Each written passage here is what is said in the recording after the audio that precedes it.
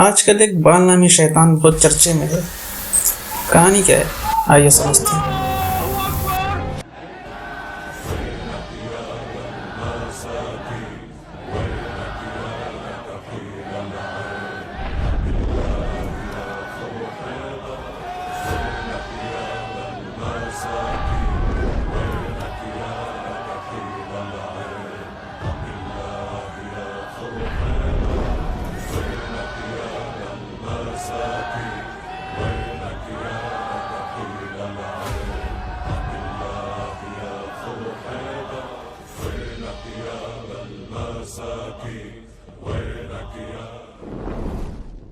इंसानी तारीख पर नज़र डालें तो पता चलता है कि इब्तदा से ही इंसान फितरी तौर पर खौफ, बेबसी और नामालूम कुव्वतों के डर के ज़ेरे असर रहा है।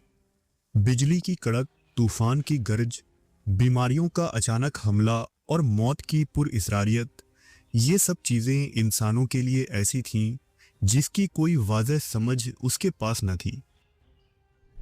इस खौफ और बेचैनी की वजह से उसके जहन में अजीबो गरीब तसव्वुरात ने जन्म लिया।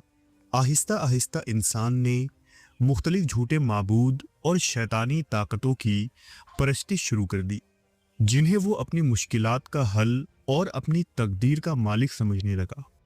तारीख में ऐसी कई मिसालें मिलती हैं जहां लोगों ने अपने खुद साख्ता खुदाओं और देवताओं को खुश करने के लिए इंतहाई संगीन और गैर इंसानी अमाल तक अंजाम दिए। उन्हीं झूठे माबूदों और शैतानी देवताओं में एक नाम बाल का है, जिसे बाइल या बिलजबूब के नाम से भी जाना जाता है। बाल देवता के मुतालिक दुनिया को तब पता चला जब साल 1928 में शाम के कदीम शहर राश शामरा में, जिसे कदीम ज़माने में उगरिब भी कहा जाता था, वहाँ खुदाई के दौरान आर्कियोलॉजिस्ट को मिट्टी की कई तख्तियाँ मिली। उन तख्तियों पर एक लंबी दास्तान लिखी थी, जिसके मुताबिक जब शैतान को मरदूद करार देकर ज़मीन पर उतारा गया था, तब आसमान से शयातीन की एक जमात उतरी जो दुनिया में शर की बादशाहत कायम करना चाहते थे। उनके बादशाह का नाम ईल था। ईल की दो औलादें थीं, बाल और अनाद। ये दोनों हमेशा साथ जंगें लड़ा करते। बाल बारिश, बिजली, तूफान और जरखेजी का देवता था, वहीं अनाद जंग की देवी थी।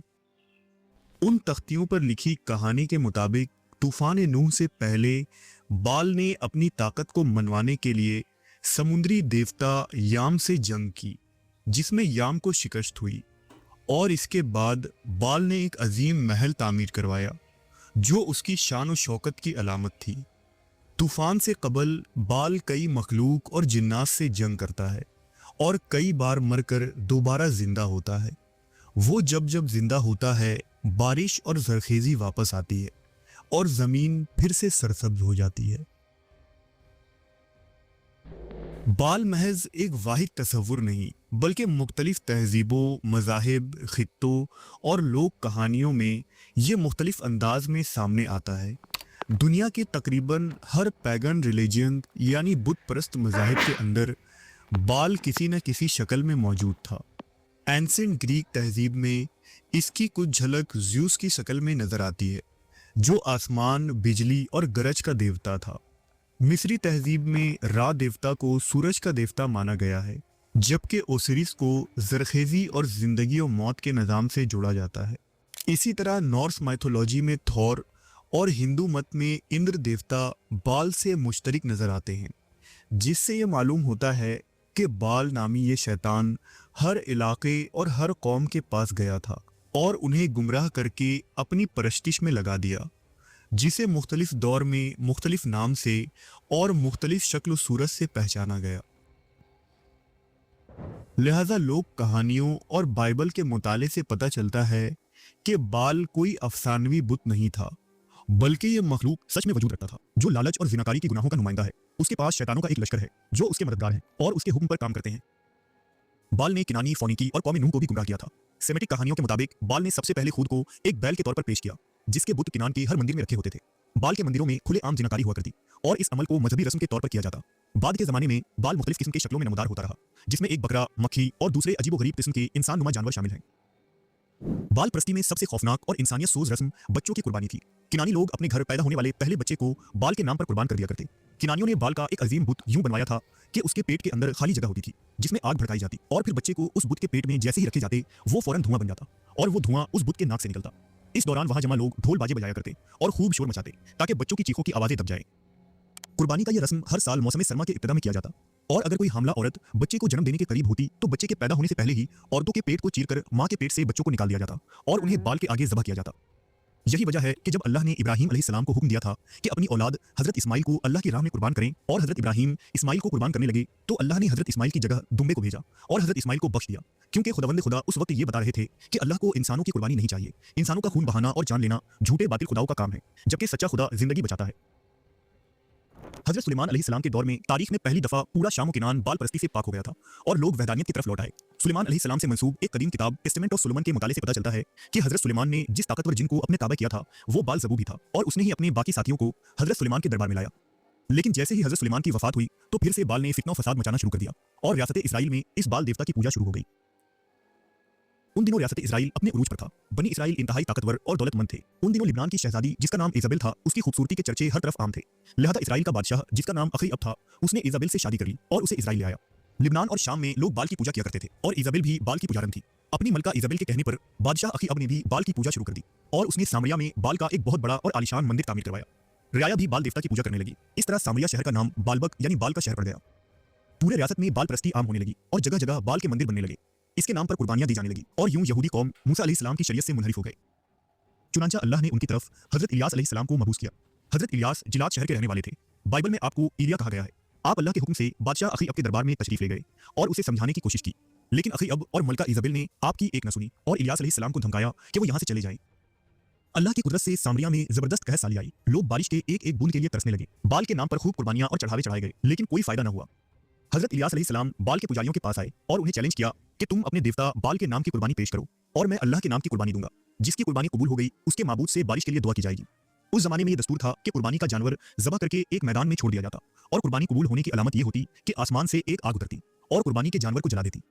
लिहाजा अखीअब और बाल के पुजारियों ने इलियास अलैहिस्सलाम के चैलेंज को कबूल कर लिया। अब कोहे करमल पर बाल के 800 पुजारी जमा हुए और इसराइलियों की भीड़ जमा हुई। बाल परस्तों ने अपनी कुर्बानी ऊंचे मकाम पर रखा और दूसरी तरफ इलियास अलैहिस्सलाम ने अपना ज़बीहा पेश किया। फौरन आसमान से एक आग उतरी और हजरत इलियास की कुर्बानी को जलाकर भस्म कर दिया, जबकि बाल परस्तों की कुर्बानी धरी की धरी रह गई। ये देखकर बादशाह के ऊपर लर्जा तारी हो गई। इलियास अलैहिस्सलाम ने अल्लाह के हुजूर बारिश की दुआ की। दुआ कबूल हुई और खूब बारिश बरसा और खेत खलियान सैराब हो गए, जिसे देखकर बेशुमार यहूदियों ने बाल परस्ती से तौबा कर ली और अल्लाह पर ईमान ले आए। इधर मलका इजाबेल हजरत इलियास की जान की दुश्मन बन गई। आखिरकार हजरत इलियास की बददुआ से अखीअब और मलका इजाबेल हलाक हो गए और अल्लाह ने अपने नबी को इस दुनिया से उठा लिया। इसके बाद भी किनान और शुमाली इराक के इलाकों में सैकड़ों सालों तक बाल की परस्तिश होती रही और अब बनी इसराइल के बाद बनी इस्माइल भी इसकी पूजा में मुलविस हो गए। अरब के जजीरे में इस्माइल अलैहिस्सलाम के बाद से अल्लाह की वाहिद ज़ात की इबादत की जा रही थी। रिवायात के मुताबिक वहां के एक नामवर कबीला बनु खुजा के सरदार अमर बिन लोही एक बीमारी में मुब्तला हो गया। लोगों के मशवरे पर उसने अपनी बीमारी के इलाज के लिए शाम का सफर किया। अमर जब शाम पहुंचा तो उसने देखा कि वहां किनानी लोग बाल देवता की परस्तिश कर रहे थे और उसके आगे कुर्बानियां और नजर पेश कर रहे थे। जब अमर ने वहां के लोगों से इसके मुतालिक पूछा तो उन्होंने बताया कि यह बुत हमें बारिश दिलाता है, मुसीबतों से बचाता है और हमारी मन्नतें पूरी करता है। चुनांचा अमर बिन लही ने बाल का एक बुत अपने साथ मक्का ले आया और अहले मक्का को बताया कि यह बुत खुदा से बड़ा करीब है, इसलिए ये किनानियों को नवाजता है। लिहाजा हमें भी चाहिए कि हम इसे काबा के पास रख दें और इसके वसीले से अल्लाह से दुआ करें। इस तरह बाल के बुत को वहां नस्ब कर दिया गया और अरबों ने इसे हुबल का नाम दिया।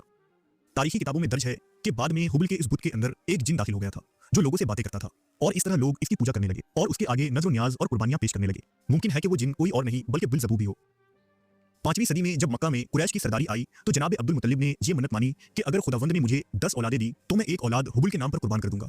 अल्लाह की कुदरत से आपके 10 औलाद हो गए और अहद पूरा करने के लिए जब अब्दुल मुत्तलिब ने कुर्रा निकाला तो हर दफा हजरत अब्दुल्लाह का नाम आया जो हजरत मोहम्मद सल्लल्लाहु अलैहि वसल्लम के वालिद थे। यानी बाल ये नहीं चाहता था कि हजरत अब्दुल्लाह जिंदा रहें, क्योंकि वो ये जान चुका था कि आखिरी नबी की पैदाइश उनसे ही होनी है। बहरहाल हजरत अब्दुल्लाह की जगह 100 ऊंट कुर्बान किए गए और इस तरह हजरत अब्दुल्लाह इस कुर्बानी से महफूज रहे। सालों बाद हजरत मोहम्मद सल्लल्लाहु अलैहि वसल्लम इस दुनिया में तशरीफ लाए और हुबल का वो बुत मुंह के बल गिर पड़ा। फिर इस्लाम की आमद के बाद फतह मक्का के दिन पूरी तरह से बाल और उसके परस्तिश करने वालों से अरब की जमीन को पाक कर दिया गया और हुबल और इस जैसे तमाम छोटे माबूतों को तोड़ दिया गया। बाद में खुलफाए राशिदीन खुसूसन हजरत उमर बिन खत्ताब के दौर इख्तिदार में जब इस्लामी फतूहात शाम, इराक और दीगर इलाकों तक फैली तो वहां मौजूद कदीम शैतानी मज़ाहिब और बाल परस्ती के मराकिज़ भी खत्म होने लगे।